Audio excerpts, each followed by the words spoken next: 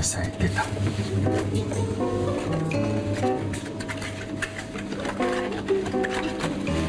Та хэлэхдээ тамирчин ийм хол идэж болохгүй гэсэн шүү.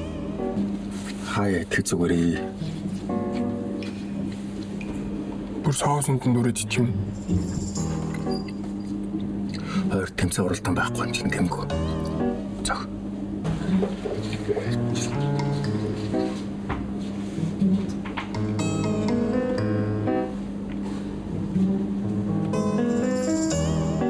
Анихо аав чам заримдаа хэтэрхий хатургаад байгаа юм шиг санагддаг. Би чиний насан дээр өөрийн гэсэн зорилго юм уу байхгүй.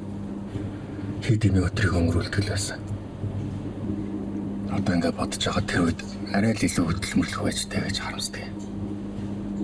Чамааг бас ингэж харамсахгүй гэж айсантал жоох шахацдаг байхгүй юу? Үргэлжлэлийг видео сангаас